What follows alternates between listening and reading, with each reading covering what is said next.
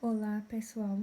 Vejam só, nessa aula nós vamos começar vendo a questão das figuras de linguagem, tá?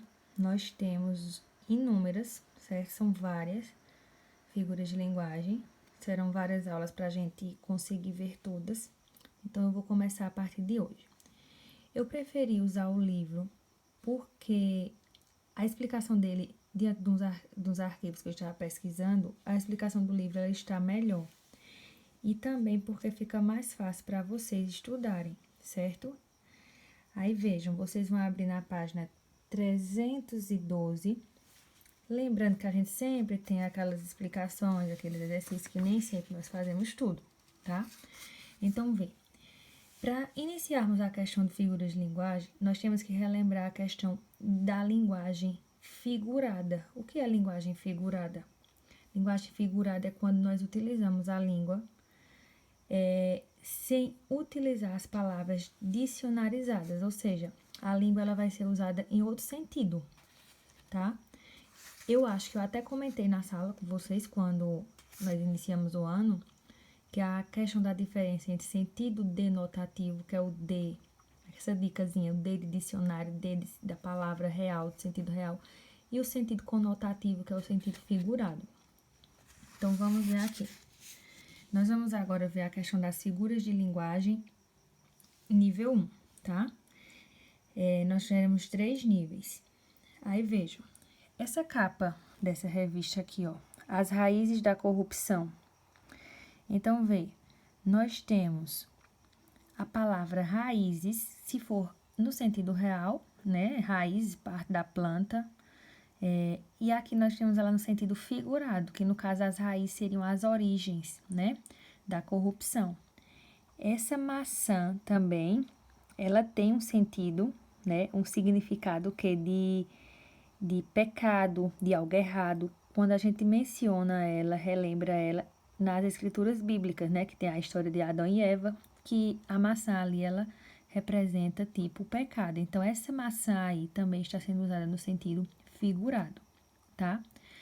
Gente, vejam, se eu for ler toda a explicação, aqui a gente vai fazer um vídeo extenso. Então, o que é que eu vou fazer? Vocês pausam o vídeo, vocês fazem a leitura e depois veem o que é que eu vou explicar sobre isso, tá certo? Então, eu vou explicar agora o que é metáfora e comparação. Não vou ler, como eu já falei, vou explicar com as minhas palavras, tá? Mas aí vocês pausam, leem e depois voltam para o vídeo. Metáfora e comparação é justamente esse exemplo que eu dei aqui, certo? As raízes, no caso eu estou comparando as origens da corrupção com a palavra raízes. A maçã, né, que está representando também o pecado, então eu utilizei a maçã no lugar da palavra ou da imagem do pecado. Então, vê, metáfora é quando eu faço uma comparação de algo substituindo por uma palavra que tenha alguma relação. Deixa eu dar um exemplo a vocês. Por exemplo, se eu disser assim, a vida é como... A vida é um mar de aventuras. Um exemplo, a vida é um mar de aventuras. Então, eu comparei a vida a um mar de aventuras, certo?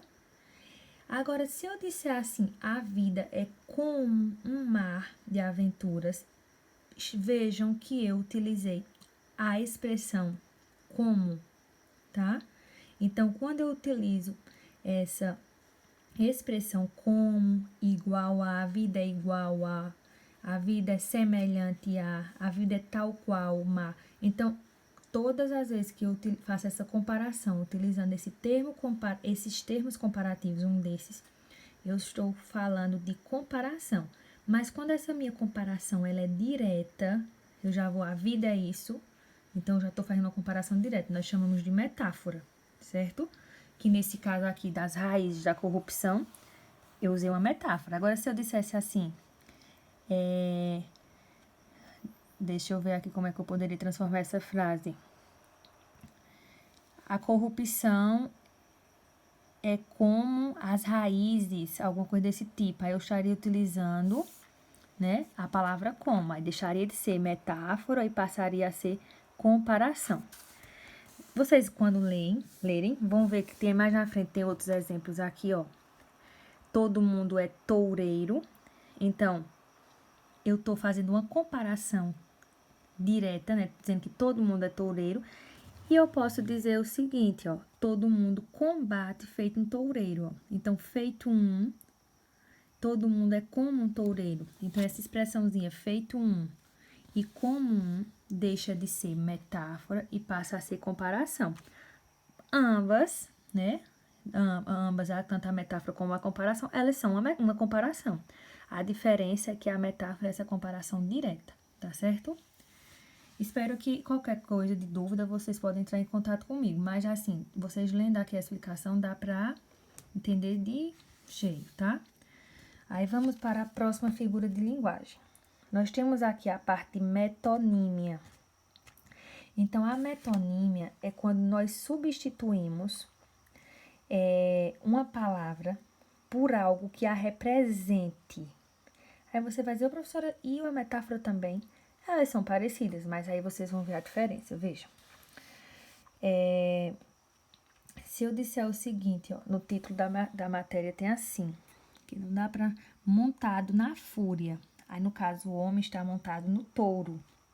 Então, essa palavra fúria, ela está se referindo ao touro, porque ele está, tipo, enfurecido, né? Está bravo. Então, aí houve uma metonímia. Mas vamos ver aí outros exemplos de metonímia. Vejam, a parte pelo todo. Braços fortes construíam a nova estação de metrô. Então, essa expressão aí, braço, está se referindo a quem?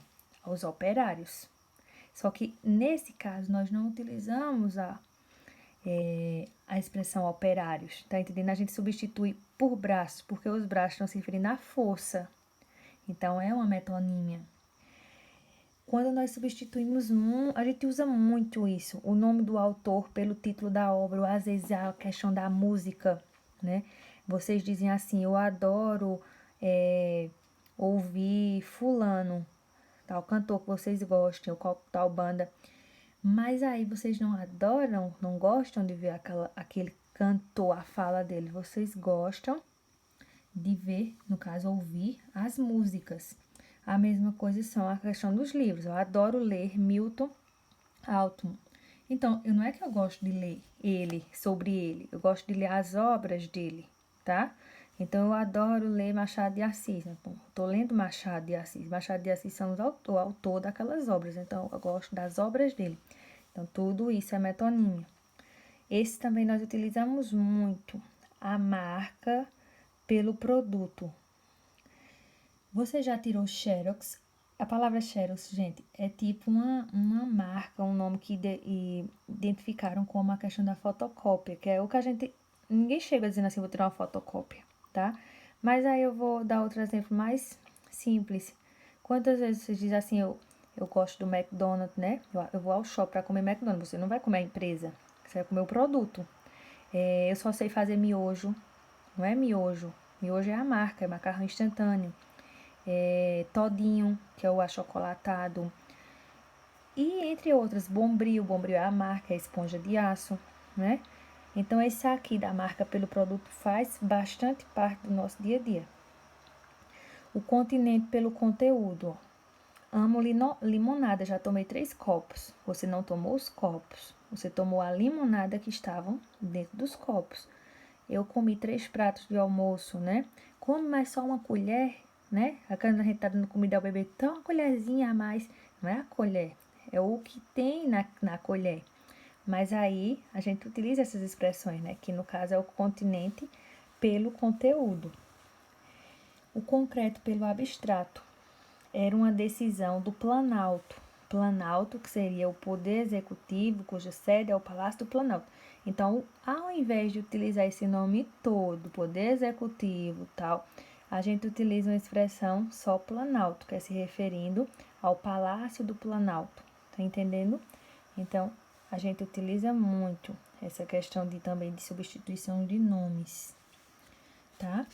Então, metonímia, pessoal, é justamente isso. Essa questão de substituição de uma palavra por outra que faz relação ao que eu estou me referindo, tá? Então, os exemplos mais comuns são esses aqui que eu acabei de mostrar para vocês.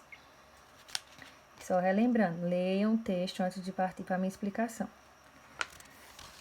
Aí, vamos agora para a catacrese. A catacrese é também bastante usada no nosso dia a dia, tá? Quando a gente dá nomes a coisas que não existe, de fato, um nome científico para isso. Por exemplo, a expressão bico da mamadeira, se nós formos pesquisar a palavra bico no dicionário, no sentido denotativo, a gente vai encontrar lá como o quê? Como a parte das aves, né? Do corpo das aves. Só que essa parte do objeto da mamadeira, ela não tem outro nome científico. Então, a gente utiliza bico de mamadeira. E aí, a gente tem vários, ó. Nós temos exemplos aqui, ó. Bico do bule, asa da xícara, planta dos pés, costas da cadeira, braço do sofá, batata da perna, perna da mesa, né? A gente tem muito mesmo isso de utilizar palavras que no sentido real tem outro significado, mas nós atribuímos elas a partes de objetos que não têm um nome científico, tá certo? Então, essa é a catacrese, tá? E, para finalizar essa primeira parte, nós temos a sinestesia, certo?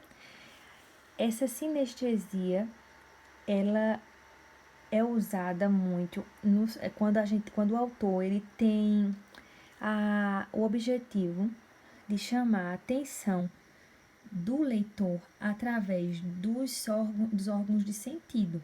Como assim, professora? Então, por exemplo, se você estiver falando às vezes de uma música, e diz assim, sinta o cheiro, tá entendendo? Então, ali o autor, ele tá pedindo que o leitor, ele tipo, faça uso, né, desses órgãos de sentido. Aí, vejam, esse trechinho aqui, ó. O sabor verde fresco do abacate equilibra o aspecto salgado de pesado da carne, ainda que seja tão gorduroso quanto ela.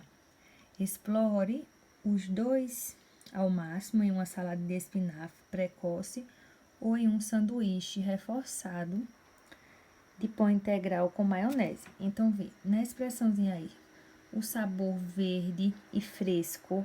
Então, a gente vai utilizar quais órgãos de sentido? Sabor, seria o paladar. Verde, para eu identificar esse verde, eu vou ter que usar a visão. E esse fresco, tanto pode ser a parte do tato, né? Como também pode ser o paladar. Estão entendendo?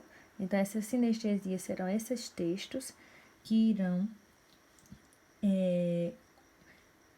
chamar a atenção do leitor para essa percepção com os órgãos de sentido, tá certo?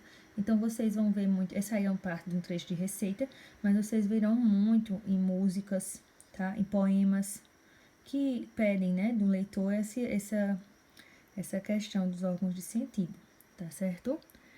Então, gente, ó, nós finalizamos essa partezinha, certo? Que são as figuras de linguagem do nível 1. Eu vou deixar para vocês alguma anotação, caso vocês queiram fazer, mas essa explicação do livro também está boa, tá?